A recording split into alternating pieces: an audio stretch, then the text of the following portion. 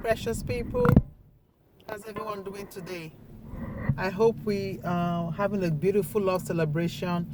I was going to make a different video, but I'm going to buy something for the family, and this God just wants me to drop this. I don't know. I believe that somebody has a word to receive from God today.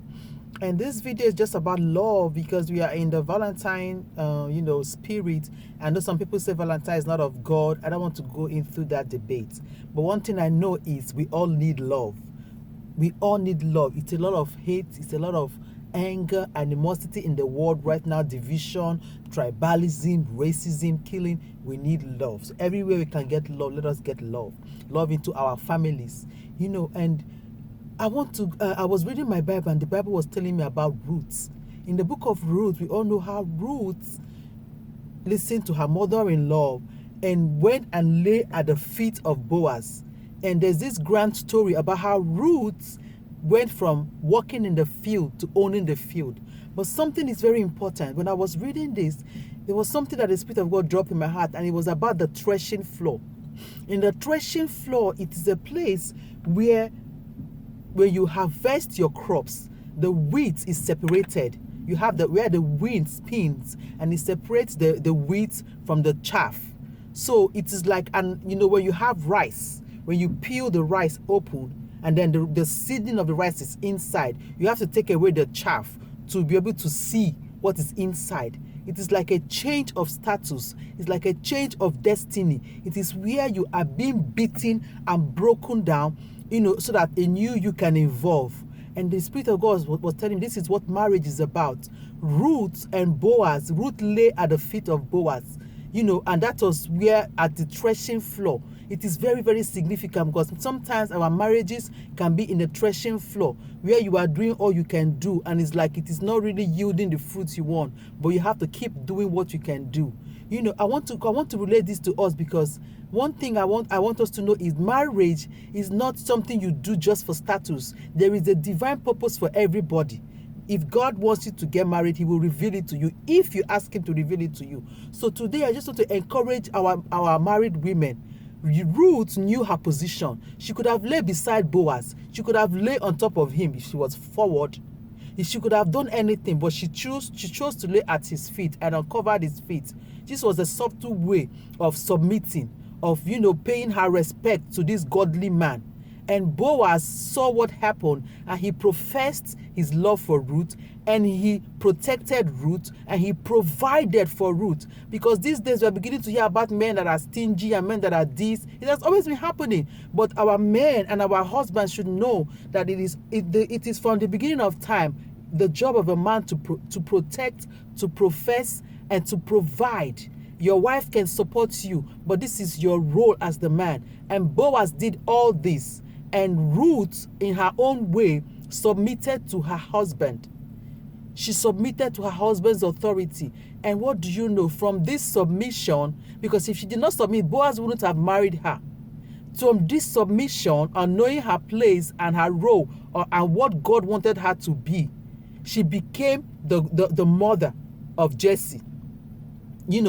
Of Obed, and then Obed begat Jesse, and Jesse begat David. And David, that we can trace roots in the lineage of Jesus. There is a mandate that God has given to you for you to be able to be married. And in your marriage, you will have some impurities that your spouse will see. And these impurities are not there for them to point fingers at you. It's for them to help you in that threshing floor.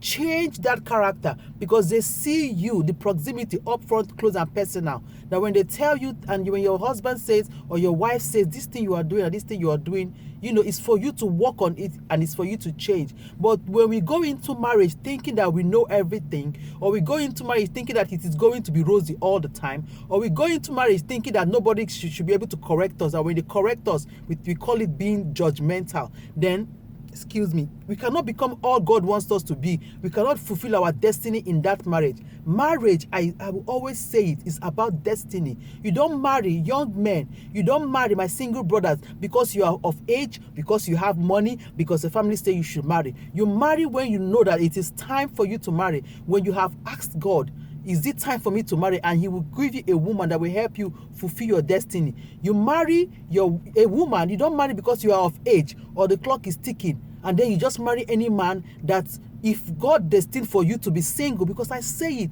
everybody's not supposed to be married. There are people that their destiny is for them to be single and fulfill it. And if it is the destiny of God for your life to be married, he will give you the man of your dream. Until then, you keep serving him. You keep doing your little bit. Ruth's ministry after her husband died was the ministry of her mother-in-law, and she never knew she would get married again, but God had a different plan for her. As long as you keep doing what God wants you to do, in due time it will happen.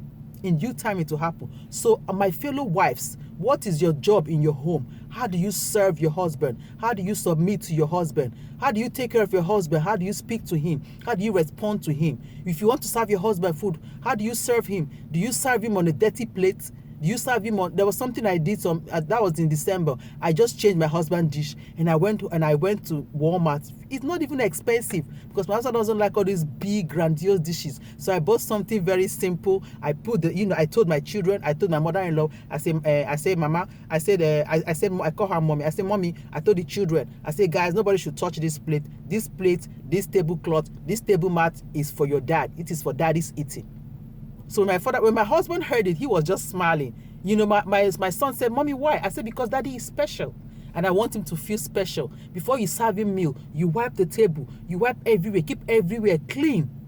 Before you put the meal, you give him a special plate. You give him that preference so he feels special. And then the man also, you also help out your wife in the house, in the kitchen, everywhere. You help out your wife to do chores. If you turn your marriage into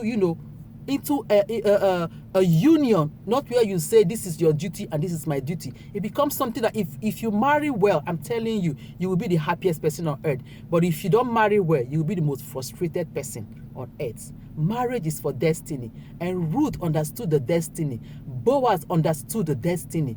It is for us to understand the destiny that God wants for us in our marriages. Even as single ladies, you have a calling. Discover your calling. Single brother, discover your calling. Until the time of marriage, discover your calling and walk in your calling. And if it is the will of God for you to be married, he will give you your spouse that will make your light to shine, that will put you in lineage, just like Ruth was in the lineage of Jesus Christ, that will put you in the lineage of that tomorrow the children to come will say, my great-great-grandmother, my great-great-grandfather started this thing in our family, and today we are benefiting in this lineage. There is a reason for marriage. It is time for us to discover it. It is not about getting married because you are of age, or because you want to answer MRS somebody, or you want to answer Mr., or because you have money. There is a purpose for marriage, and I hope that God will help us and he will continue to give us love in our home. And I hope this message has blessed us today. I love you, my precious people, and I will see you next time. If it's your first time watching of my videos, I welcome you, and I will see you next time in my next video. I love you guys. Bye for now.